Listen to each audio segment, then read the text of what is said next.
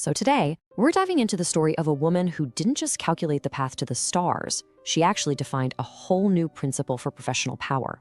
This is the story of the Johnson Principle, the sovereignty of radical competence. Just let that sink in for a second. In an age totally obsessed with new tech, where this giant machine was seen as the dawn of a new, perfect era, humanity's greatest leap was actually secured by a person. A mind so committed to absolute, unshakable precision that it became the ultimate failsafe. And this single idea, it's the key to one of the most powerful professional philosophies you'll ever hear about. All right, to really get this principle, we have to go back to a moment of incredible tension, where the life of an American hero and really the fate of a nation was hanging in the balance. Picture this, it's NASA, right at the peak of the Cold War. The space race isn't just some friendly competition, it is everything. Astronaut John Glenn is strapped into his tiny capsule, getting ready for the historic Friendship 7 mission. He's about to become the first American to orbit the Earth. The pressure is just crushing. A single miscalculation, one tiny error in his trajectory, and he could burn up on re-entry or just be lost to the void of space forever. And this moment, it all comes down to a conflict of trust. On one hand, NASA had poured millions into a brand new, state-of-the-art IBM electronic computer. I mean, this thing filled an entire room. This was the expert bet. It was the future, and everyone just assumed it was perfect. But John Glenn, the man whose life was on the line, he hesitated. He looked at the engineers and said those famous words, "Get the girl to check the numbers." That girl was Katherine Johnson, a human computer from a segregated unit.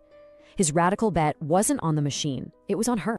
Now for Katherine Johnson, this wasn't just another task, it was a choice.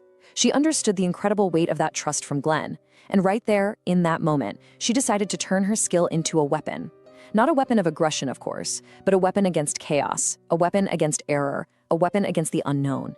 She was going to make her accuracy so undeniable that it would become its own source of power. This moment is really the birth of what we are calling the Johnson Principle. It's this core idea that real authority, real professional power, it doesn't come from your job title or some fancy machine or where you sit in the office. It comes from your competence. It's the systematic belief that being relentlessly, demonstrably right is your only real sovereignty. But this mindset, it didn't just pop up out of nowhere in 1962. Oh no, it was forged over decades of adversity. To really understand her radical competence, you have to understand the world that tried so hard to keep her quiet. So Catherine Coleman grew up in West Virginia, and she was a math prodigy. She was so obsessed with numbers that she counted everything, the steps to the road, the forks on the dinner table. But because of the racist Jim Crow laws back then, her town didn't offer public school for black children past the 8th grade. Her potential was legally cut off. So what did her father do? Every single year, he drove the family 120 miles to a town where she could keep learning.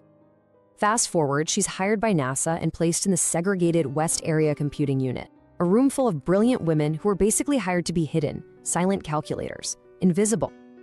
And this was her turning point. She realized if she only gave them the answers without ever understanding the questions, she would always be a tool, not a builder. You see, these weren't just obstacles. They were the very ingredients that forged her entire mindset. The institutional silence that expected her to just do the math and shut up. The single story that society tried to write for her, a story that dramatically underestimated what she was capable of. The daily professional marginalization. All of it was designed to create a habit of being quiet, of just accepting her place. But for her, it did the exact opposite.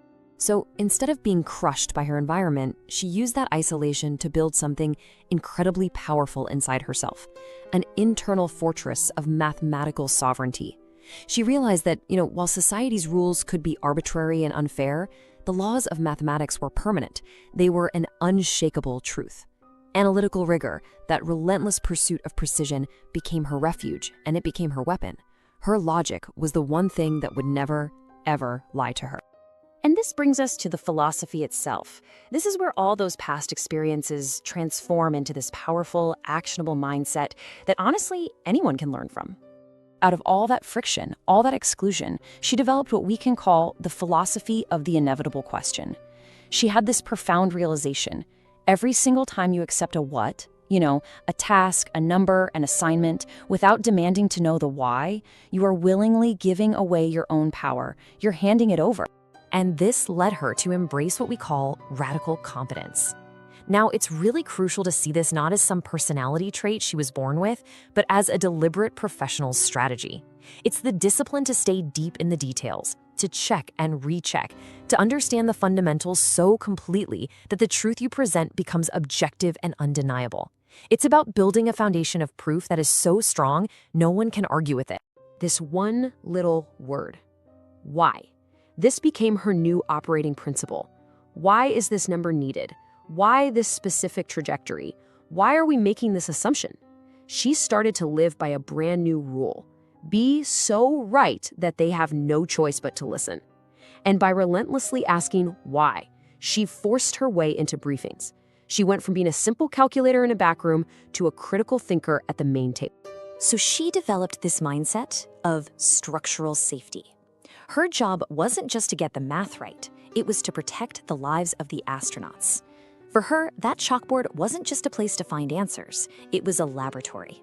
A place where she could systematically test every single assumption, master the entire logic of a mission, and build a structure of calculations so solid that it could withstand the chaos of space.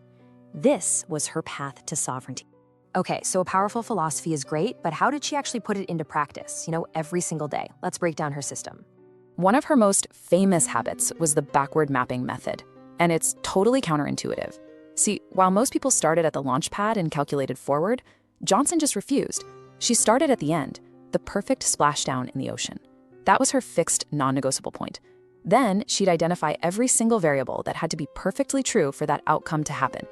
Only then would she calculate the entire trajectory backward, from splashdown all the way to launch. This made sure that the desired result, the astronaut's safe return, was what dictated the entire process. And this method was backed up by other tools. She would do what she called a variable audit, constantly making sure her calculations were independent and sovereign, not tainted by anyone else's bad assumptions.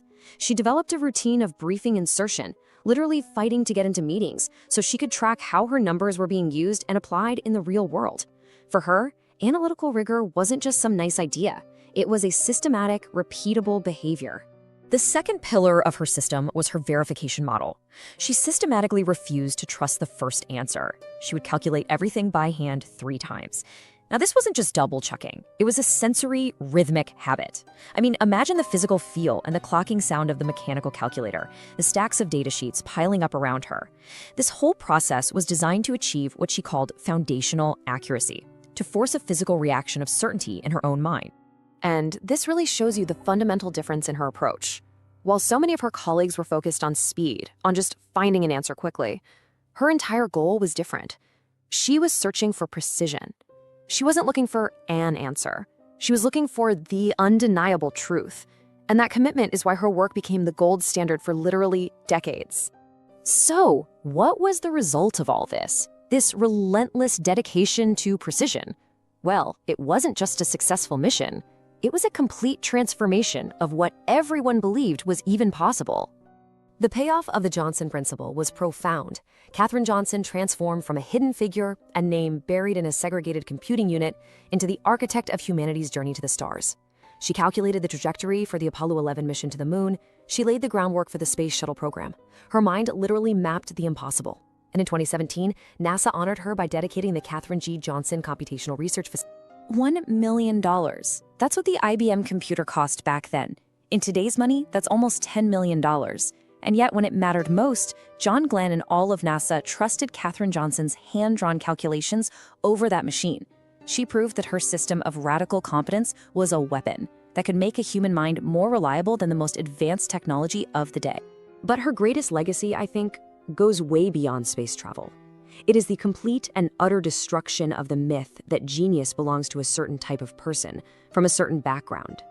She proved through undeniable work that in the world of science and engineering, prejudice and bias are completely irrelevant in the face of facts.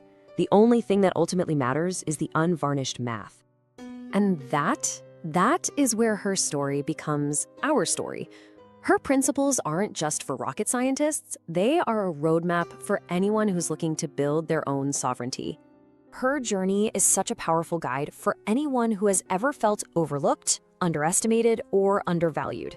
If you have ever felt like your voice just isn't being heard in the room, her story provides a crystal clear strategy. Your power is directly tied to your ability to master your craft. The core lesson here is so simple and direct. Stop estimating, stop guessing, start proving. Build your arguments, your projects, your entire career on a foundation of undeniable competence. Because when you raise your level of accuracy, you stop being a victim of a system and you start becoming the master of your own path. So this leads to the final and most crucial question for you. What is your friendship 7? What is that one project, that one task, that one area in your professional life where you can commit to such a deep level of precision that nobody could possibly question your conclusion? Find it and apply the principles of radical competence. Because ultimately, what Katherine Johnson taught us is that your circumstances don't have to define your trajectory. The truth is always found in the detail, and your commitment to precision, well, that is the code for your greatness.